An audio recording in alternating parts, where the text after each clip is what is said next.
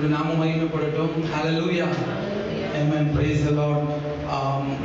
நம்ம இருக்கிற இந்த உலகம் அதிவேகமாக போயிட்டு இருக்குது. நம்ம வெளியில பார்த்தோம் அப்படின்னா ஒவ்வொரு மக்கள் ஒவ்வொருத்தங்களும் எப்படி இருக்கிறாங்கன்னா பிஸியா ஏதோ ஒரு காரியத்தில் ஆக்குபைட் ஆகிட்டு அவ்வளோ ஃபாஸ்டா பல காரியங்கள் மத்தியில ஜனங்கள் ஓடிக்கொண்டிருக்கும் போது ஒரு காரியம் தேவ பிள்ளைகள் மறந்துவிடக்கூடாது.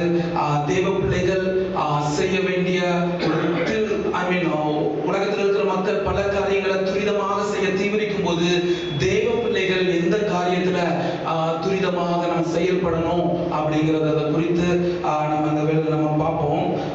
கொலோசியர்ல ஒரு வசனம் நம்ம வாசிக்கும் போது கொலோசியருடைய இரண்டாவது அதிகாரம் அதனுடைய 14வது வசனத்தை நம்ம வாசிப்போம்.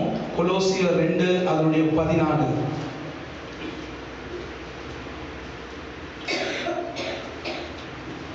கொலோசியருடைய 14.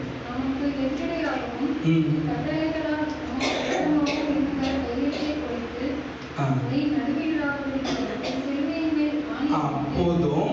நம்ம இதனுடைய முதல் பகுதி பார்க்கிறோம். நமக்கு எதிரிடையாகவும் கட்டளைகளால் நமக்கு விரோதமாகவும் இருந்த கையெழுத்தை குலைத்து அப்படிங்கிறத நம்ம என்ன பண்ண முடியுது, இதுல வாசிக்க முடியுது.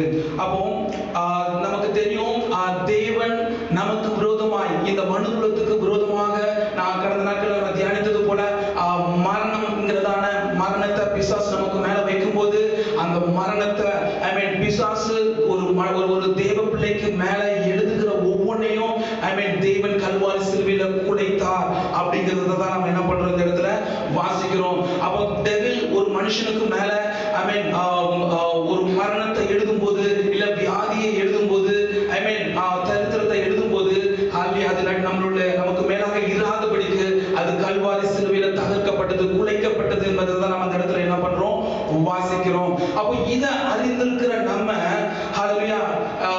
அறியாத எத்தனையோ ஜனங்கள் இந்த பூமியில என்ன பண்றாங்க காணப்படுறாங்க. நமக்கு எஸ்தர்னுடைய ஸ்டோரி நல்லாவே தெரியும். எஸ்தர்னுடைய ஸ்டோரியில அதனுடைய 3வது அதிகாரத்தினுடைய லாஸ்ட் வசனத்துல பாத்தீங்கன்னா ஆமானும் அந்த ராஜாவும் அவங்க பேசிக்கொண்டே இருக்கிறாங்க ஒரு கட்டளையை பிறப்பித்து. அப்போ என்ன நடந்துச்சு அப்படின்னா ஒரு நகரமே என்ன ஆகுது, சூசான்கிற நகரமே கலங்கிட்டுன்னு சொல்லி என்ன பண்ண முடியுது வாசிக்க முடியுது.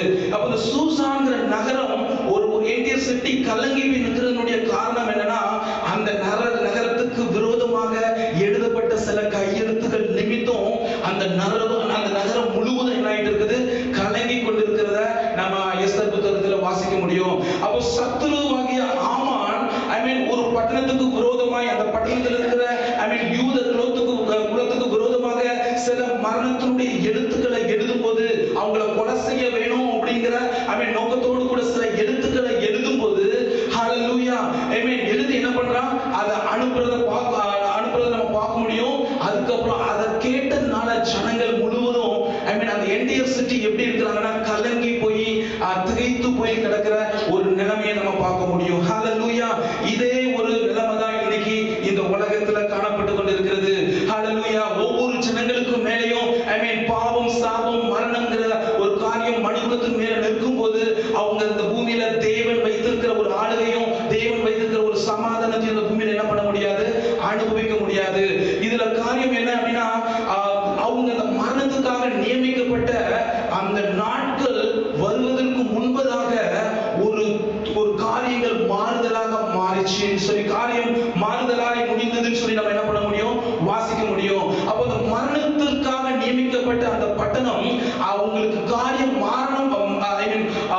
மாறுதலாக நடந்ததுடைய காரணம் என்ன அப்படின்னா ஒரு கூட்ட ஜனங்கள் தேவ ஒரு ஸ்திரப்புல நின்ன ஒரு சின்ன கூட்டம் உண்டு. உபவாசத்தோடு கூட நிற்கிற ஒரு கூட்டத்தின் நிமித்தம் காரியங்கள் மரணத்துக்கு நியமிக்கப்பட்ட ஒரு பட்டணம், மரணத்துக்காக நியமிக்கப்பட்ட குடும்பம், மரணத்துக்காக நியமிக்கப்பட்ட ஜீவிதம், ஒரு கூட்டம் தேவனுக்காக திறப்புல நிற்கிறது நிமித்தம் அது தப்பிக்கப்பட்டதை நம்ம என்ன பண்ண முடியும் வாசிக்க முடியும். அதுவும் பாத்தீங்கன்னா அந்த நியமிக்கப்பட்ட அந்த மரணத்துடைய நாள் அவங்க சமீபமா இருக்கிறது. அந்த நாள் கொஞ்சம் டிலே ஆச்சுன்னா அவங்களுக்கு என்ன சம்பவிக்கும் அப்படின்னா மரணம் சம்பவிக்கும். அதனாலதான் இந்த காரியங்கள் மாற்றி எழுதப்பட்டு அவங்க வேகமாக என்ன பண்ணிருப்பாங்க, அந்த வேகமாய் ஓடுகிற அந்த குதிரையில வச்சு என்ன பண்ணிருப்பாங்க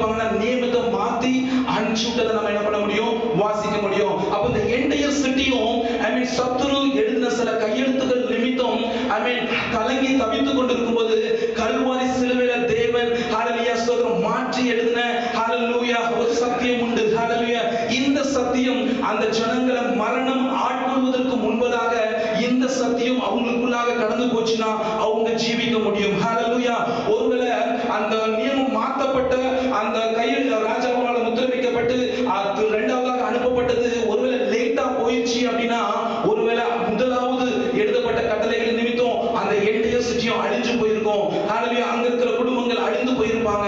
ஆனா இரண்டாவதாக எழுதப்பட்ட மாற்றி எழுதப்பட்டதான ஒரு கட்டளைகள் வேகமாக கடந்து சென்றது நிமித்தம் அந்த பட்டணம் தப்புவிக்கப்பட்டது. ஹalleluya அங்க இருக்கிற ஜீவிதங்கள் விடுவிக்கப்பட்டாங்க.